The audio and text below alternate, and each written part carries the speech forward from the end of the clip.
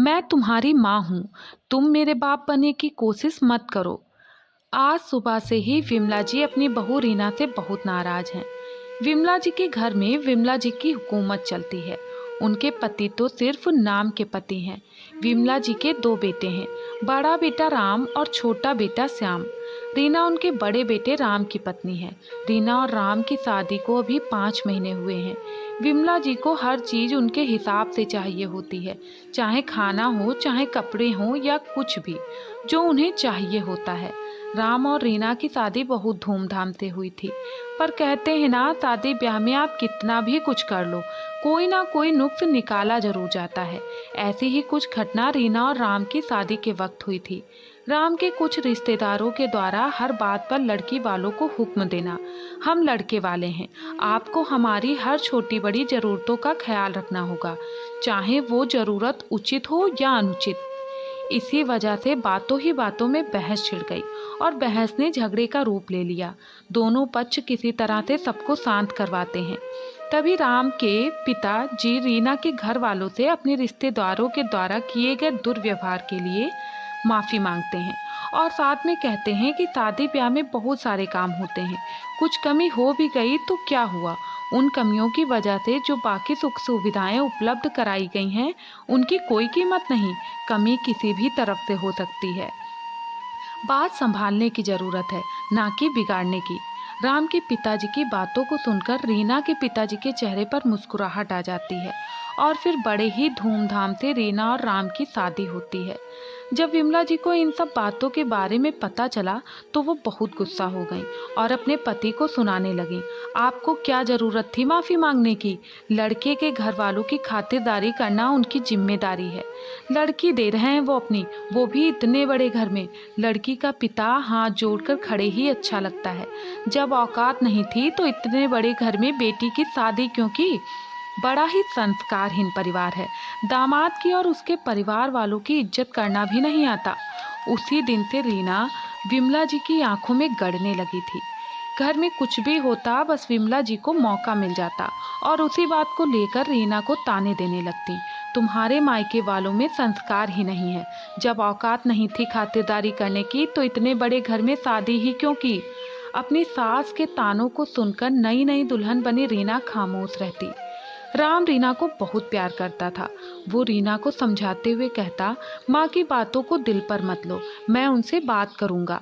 रीना के आ जाने से उसका देवर श्याम और उसके ससुर जी बहुत खुश रहते थे। रीना के ससुर जी रीना को बहुत बहू कम बेटी ज़्यादा मानते थे और श्याम तो अपनी हर छोटी छोटी बात रीना के साथ शेयर करता और उनकी इज्जत भी बहुत करता। पर उसकी सासू माँ विमला जी रीना के हर काम में गलती निकालती रहती। राम ने एक दो बार अपनी माँ से रीना के लिए बात भी करी कि माँ, रीना आपकी बहू है, मेरी पत्नी है, शादी ब्याह में जो कुछ भी हुआ उसमें हमारी ओर से भी गलती हुई थी। उन्होंने तो सब कुछ बहुत अच्छा अरेंज किया था।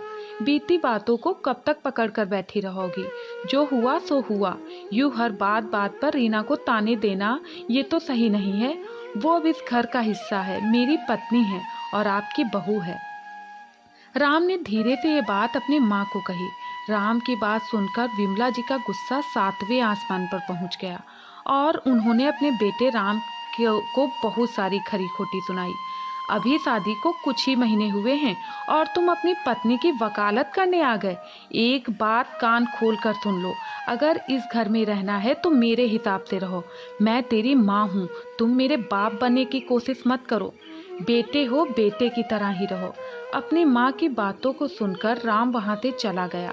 तभी विमला जी ने रीना को आवाज़ लगाकर कहा, आज घर में किटी पार्टी है, मेरी कुछ सहेलियाँ आएंगी, सब अच्छे से अरेंज करना और तुम भी तैयार हो जाना।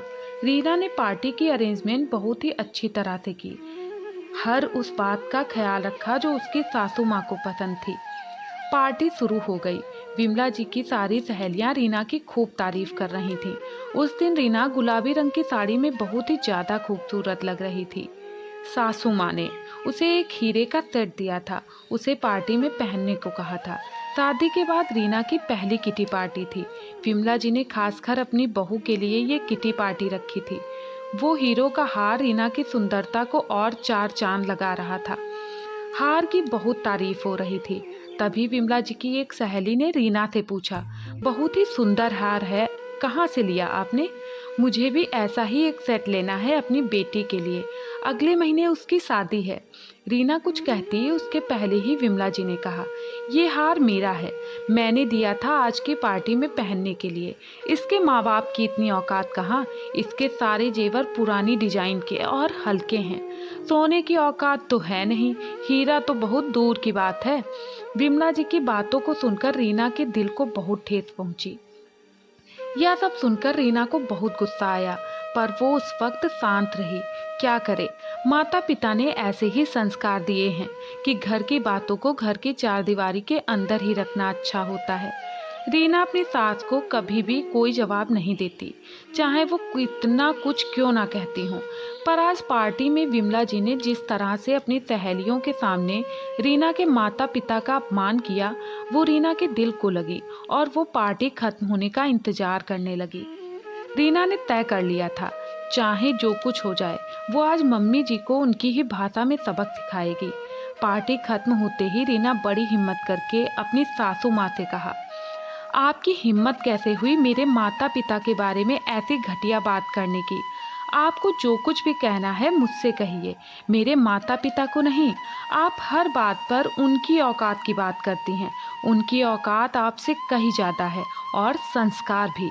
और जो हर बात पर आप मुझे संस्कार के नाम पर ताने देती हैं, तो आज मैं आपसे कहती हूँ कि आप में संस्कार नहीं है। आपके यही संस्कार हैं कि सबके सामने अपनी बहू का तमाशा बनाना, उसकी बेइज्जती करना। आप मेरी बेइज्जती नहीं कर रही थीं, आप अपने आप की बेइज्जती कर रही थीं।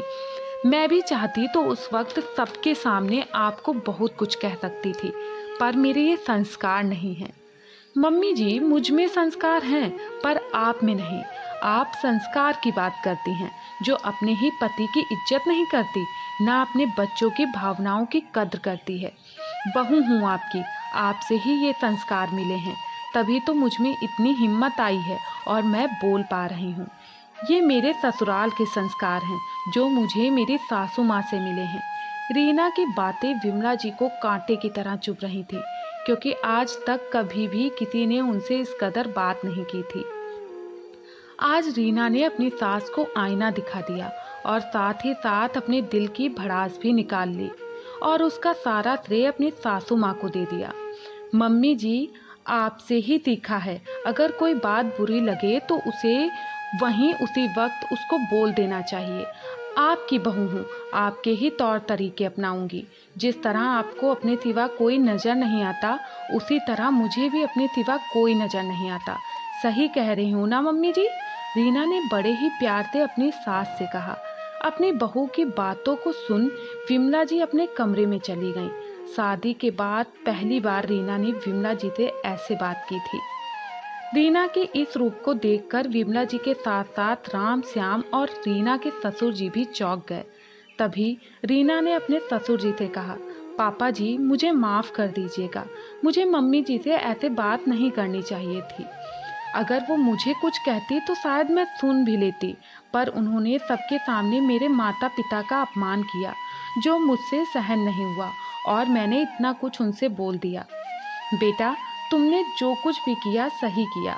उसने अपने सिवा किसी की परवाह नहीं की, न मेरी न बच्चों की। कभी कभी इंसान को उसके ही तरीके से समझाना अच्छा होता है। तुमने कुछ भी गलत नहीं किया।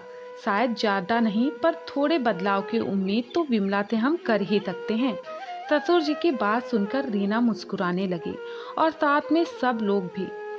कभी कभी हम चुप रहते हैं, क्योंकि रिश्ते की मर्यादा का मान रखते हैं, पर लोग समझ लेते हैं कि हम कमज़ोर हैं, पर हम कमज़ोर नहीं हैं। ये हमारे संस्कार हैं, जो हमें अपनों से जुड़े हर रिश्ते का मान रखना सिखाती है। हमारी खामोशी हमारी कमज़ोरी नहीं, हमारी ताकत है। दोस्तों, आज की कहानी यहीं पर समाप्त होती है। अगर आप लोगों को यह कहानी पसंद आए तो प्लीज़ वीडियो को लाइक और चैनल को सब्सक्राइब ज़रूर करें। धन्यवाद।